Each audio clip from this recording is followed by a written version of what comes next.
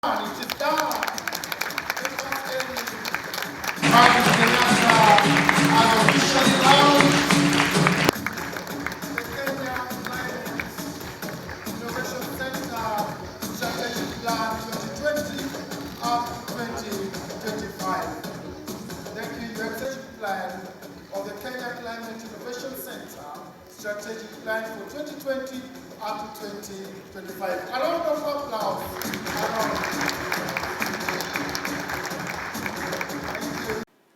We are here because climate change is real.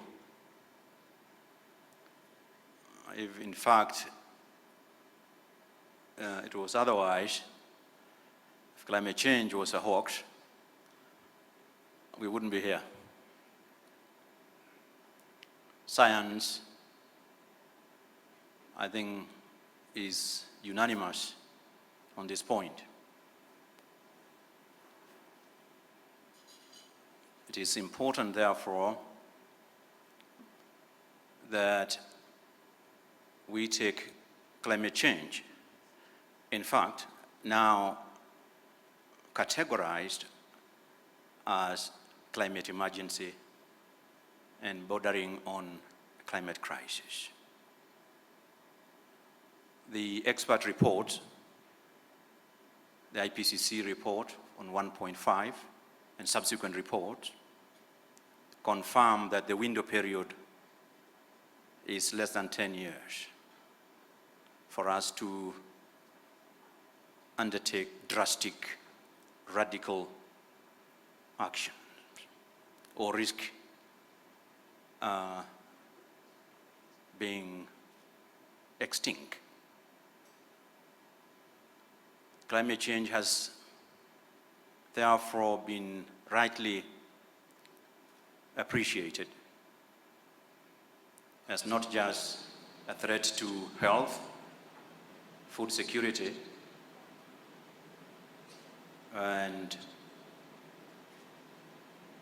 but also indeed as a threat to national security, regional security, and international security.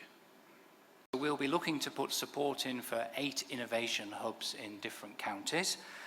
We'll be looking to provide support to grants for 2,400 businesses, which I think, if I heard Edward correctly, should lead to 17,000 new jobs. But what's really important for me is not necessarily the grants, it's not necessarily the new innovation hubs, it's about the skills and learning that the people who will get the funding under this program will benefit from KCIC's mentoring, the holding of their hands, the direct support on how to market their wonderful products, how to access the EU markets, how to ensure that the jobs are sustainable, long-lasting and durable. And what's equally important for me is that these are jobs that are going to primarily target women and young entrepreneurs.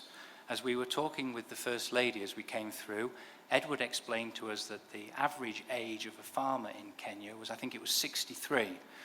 This should, I hope, contribute to giving this a fresh lease of life. But at the same time, we're also going to have another component that is hugely important.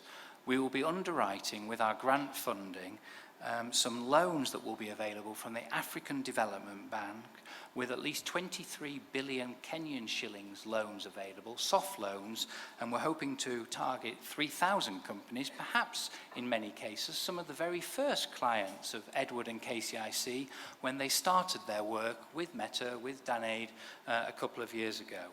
Now, this is not something that comes out of the blue.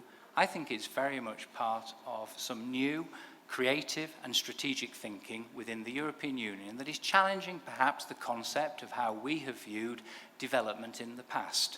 I think the challenge for us is to view this as a partnership which is designed to support the rise up the value chain of Kenyan manufacturing and homegrown industry. That is what we want to do. And I think we can make a real difference, and I certainly believe we can make a real difference in the agricultural sector, where over many, many years we've been true partners, with over 80% of Kenya's exports in the agricultural sector today already finding their way onto the European Union market and being a brand that is linked with quality and success. But it's not just about the trade, as I said before. I see this as a hugely important contribution that can make a real difference in a number of the counties with these 17,000 jobs we hope to create. We need to create green jobs and increase access to clean energy. I would like to acknowledge the KCIC's effort in providing incubation and financing services to Kenyan innovators and for coming up with green technology solutions and creating clean jobs. I applaud your work with small and medium enterprises and communities across the country, especially in providing access to clean and sustainable water supply and clean energy through the use of solar and biogas as alternatives to wood fuel. I commend your efforts to finding solutions that will help Kenya become a food-secure and energy-efficient nation. The strategic plan we're launching today comes at a critical time when we need to work together, build stronger partnerships with the private sector and communities, and inspire action for climate change mitigation and adaptation to solutions in Kenya. Technological innovations are indeed central to climate change resilience. There are, however, some innovations and technological solutions that are out of reach of the intended beneficiaries who continue to bear the brunt of adverse weather changes. In this regard, I urge the private sector and all stakeholders represented here to work together and scale up their effort to ensure these innovations not only reach the grassroots and the most vulnerable, but are also affordable. I have seen the immense potential of our youth, our children who have come up with innovative ideas for renewable, clean energy, agribusiness, and waste management. I urge us all to support them by offering technical education options and investing in their ideas because they hold the promise of creating clean and green jobs.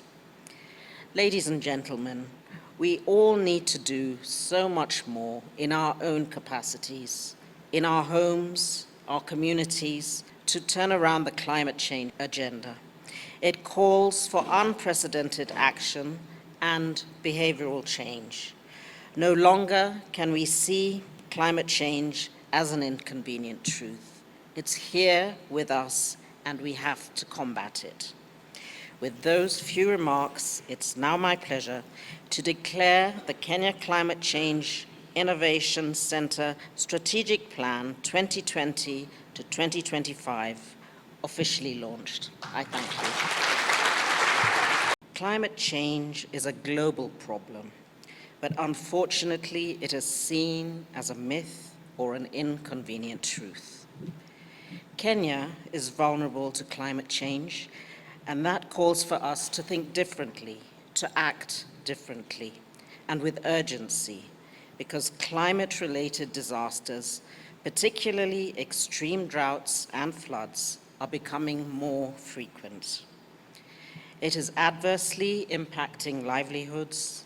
It is affecting the health of many, particularly women, children, the elderly, and persons living with disabilities.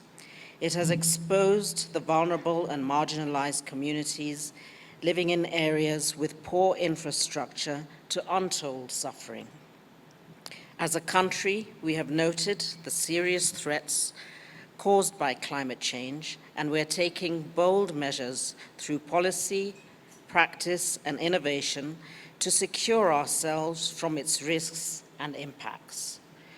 Our Vision 2030 sets out strategies to protect our environment, including conservation, sustainable water, and ensuring food security.